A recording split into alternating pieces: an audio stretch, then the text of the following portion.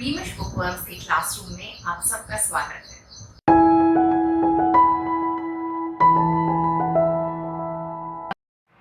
बच्चों, आज हम सुलभ भारती कक्षा 8वीं का पाठ वारिस कौन पढ़ेंगे और समझेंगे। ये स्टोरी बहुत ही इंटरेस्टिंग है और लेखिका विभा रानी ने इसे बेहद सरल भाषा में लिखा है।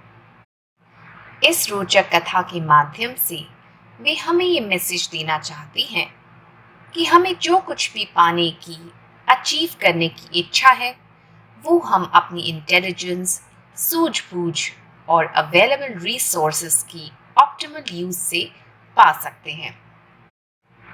आओ पाठ पढ़ते हैं। वारिस कौन। एक राजा था, उसकी 4 बेटियां थीं। राजा ने सोचा कि इन चारों में से जो सबसे बुद्धिमती होगी उसे ही अपना राजपाट सौंपेगा। इसका फैसला कैसे हो, वह सोचने लगा। अंत में उसे एक उपाय सूझ गया। उसने एक दिन चारों बेटियों को अपने पास बुलाया, सभी को गेहूं के 100-100 दाने दिए और कहा, इसे तुम अपने पास रखो। 5 साल बाद मैं जब इन्हें मांगूंगा तब तुम सब मुझे वापस कर देना। गेहूं के दाने लेकर चारों बहनें अपने अपने कमरे में लौट आईं। बड़ी बहन ने उन दानों को खिड़की के बाहर फेंक दिया। उसने सोचा, आज से 5 साल बाद पिताजी को गेहूं के इन दानों की याद रहेगी क्या? और जो याद भी रह गया तो क्या हुआ, भंडार से लेकर दे दूंगी। दूसरी बहन ने दानों को चांदी की एक डिब्बी में डालकर उसे मखमल के थैले में बंद करके सुरक्षा से अपनी संदूकची में डाल दिया। सोचा, 5 साल बाद जब पिताजी ये दाने मांगेंगे तब उन्हें वापस कर दूंगी। तीसरी बहन बस सोचती रही कि इसका क्या करूं। चौथी और छोटी बहन तनिक बच्ची थी। शरारतें करना उसे बहुत पसंद था। उसे गेहूं के भुने दाने भी बहुत पसंद थे। उसने दानों को भुनवाकर खा डाला और खेल में मग्न हो गई। बुद्धिमती, इंटेलिजेंट, राजपाट, किंगडम, मखमल, वेलवेट, संदूकची, लकड़ी की छोटी सी पिटारी, मग्न, एनग्रॉस्ड, बिजी।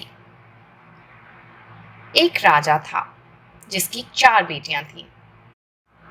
अब इन चारों में से उसे सबसे वाइज, इंटेलिजेंट और रिस्पॉन्सिबल डॉटर को पिक करना था, जिसे वो अपना हेयर, अपना वारिस घोषित कर सके। राजगद्दी पर आखिर एक समझदार, होनहार और दयालु व्यक्ति को ही बैठना चाहिए। आखिरकार उसे एक आइडिया आया। उसने अपनी चारों पुत्रियों को अपने पास बुलाया और गेहूं के 100-100 दाने सबको दे दिए।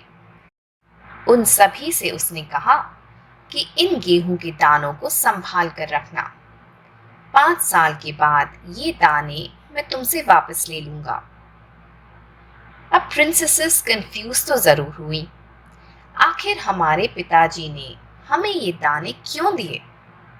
पर राजा को क्रॉस क्वेश्चन करने की हिम्मत किसी में नहीं थी। सभी दाने लेकर अपने अपने कमरों में आ गई। बड़ी बहन ने कमरे में आते ही दाने उठाकर खिड़की से बाहर फेंक दिए। वो सोच रही थी, 5 साल तक कौन इन दानों को संभालेगा?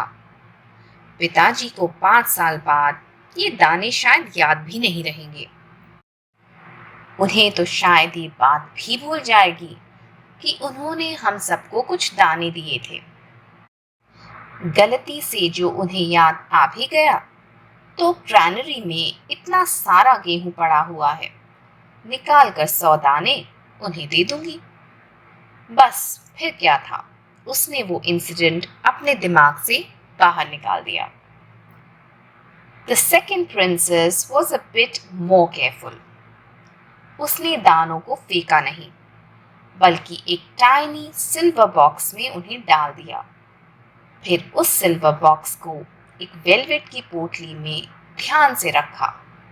अब उस वेलवेट की पोटली को उसने अपनी पिटारी में लॉक कर दिया। She was very careful, very meticulous.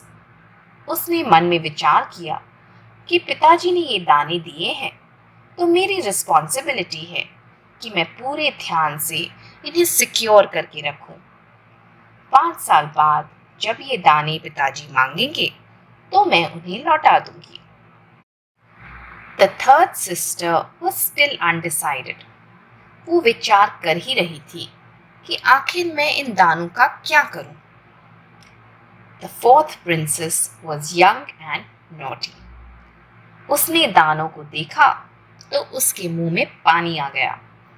उसने दानों को रोस्ट किया और मजे से खा गई। बस उसके बाद वो खेलने में बिजी हो गई और दानों के बारे में, पिताजी की कही बात के बारे में सब भूल गई। आगे पढ़ें। तीसरी राजकुमारी को इस बात का यकीन था कि पिताजी ने उन्हें यूं ही दाने नहीं दिए होंगे। जरूर इसके पीछे कोई मकसद होगा। पहले तो उसने भी अपनी दूसरी बहनों की तरह उन्हें सहेज कर रख देने की सोची, लेकिन वह ऐसा कर न सकी। 2-3 दिनों तक वह सोचती रही। फिर उसने अपने कमरे की खिड़की के पीछे वाली जमीन में वे दाने बो दिए। समय पर अंकुर फूटे, पौधे तैयार हुए, दाने निकले। राजकुमारी ने तैयार फसल में से दाने निकाले और फिर से बो दिए। इस तरह 5 वर्षों में उसके पास ढेर सारा गेहूं तैयार हो गया। 5 साल बाद राजा ने फिर चारों बहनों को बुलाया और कहा, आज से 5 साल पहले मैंने तुम चारों को गेहूं के 100-100 दाने दिए थे और कहा था कि 5 साल बाद मुझे वापस करना। कहाँ हैं वे दाने? मकसद, रीजन, सहेज कर, टू कीप सिक्योर, अंकुर, सीडलिंग। तीसरी राजकुमारी बहुत ही मैच्योर और इंटेलिजेंट थी। She was sure that the king had given those grains for a particular reason. बिना किसी कारण के तो राजा हम सबको गेहूं के 100-100 दाने नहीं देंगे। इसके पीछे जरूर कोई बात है। पहले तो उसने सोचा इन दानों को केयरफुली कहीं स्टोर कर लेती हूँ, मगर उसका ब्रेन इस बात के लिए राजी नहीं हुआ। 2-3 दिन तक वो सोचती रही कि आखिर इन दानों का मैं क्या करूं। फाइनली उसने वे दाने अपने कमरे के बाहर धरती में बो दिए। समय के साथ साथ गेहूं के पौधे तैयार हुए। फिर उन पौधों में से भी गेहूं के दाने निकले। उन्हें भी उसने बो दिया। 5 साल तक लगातार वो ऐसा ही करती रही। इस तरह in 5 years she had a good crop of wheat ready. 5 साल की अवधि पूरी हुई तो राजा ने अपनी चारों बेटियों को बुलाया और उन गेहूं के 100 दानों की याद दिलाई। उसने वे दाने अपनी बेटियों से वापस मांगे। आगे पढ़ें। बड़ी राजकुमारी भंडार घर में जाकर गेहूं के दाने ले आई और राजा को दे दिए। राजा ने पूछा, क्या ये वही दाने हैं जो मैंने तुम्हें दिए थे?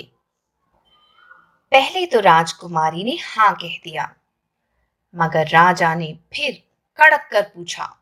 तब उसने सच्ची बात बता दी। राजा ने दूसरी राजकुमारी से पूछा, तुम्हारे दाने कहाँ हैं?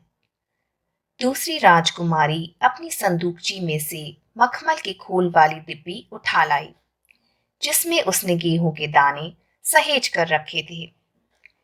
राजा ने उसे खोलकर देखा, दाने सड़ गए थे।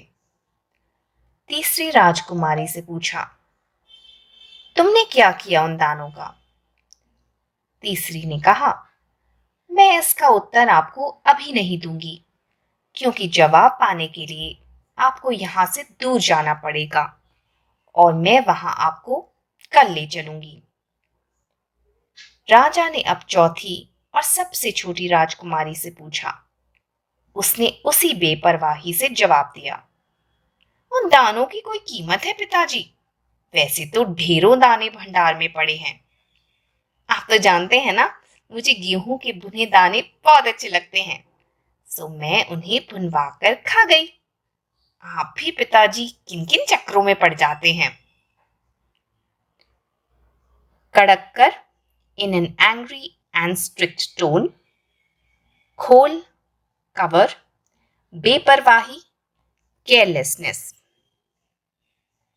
राजा के मांगने पर एल्डेस्ट प्रिंसेस भंडार घर में से गेहूं ले आई और बिना डरे राजा के हाथ में दे दिए। राजा ने जब पूछा कि क्या ये वही दाने हैं जो मैंने तुम्हें दिए थे, तो उसने झूठ बोल दिया कि ये दाने वही हैं। मगर राजा तो अपनी सभी डॉटर्स की नेचर को अच्छे से जानता था। उसे शक हो गया कि वो झूठ बोल रही है। उसने बेहद स्ट्रिक्ट टोन में फिर से पूछा। राजकुमारी अब डर गई और उसने सच बात बता दी। राजा का मन दुखी हुआ, पर उसने कुछ नहीं कहा और अपनी सेकंड डॉटर से दानों के बारे में पूछा। वो फटाफट अपने कमरे में गई और अपनी संदूकची को खोला। उसमें 5 साल पहले जो गेहूं के दाने वेलवेट के बैग में रखे थे, वो उठा लाई। राजा ने वेलवेट पाउच में से केयरफुली डिब्बे को निकाला और खोला।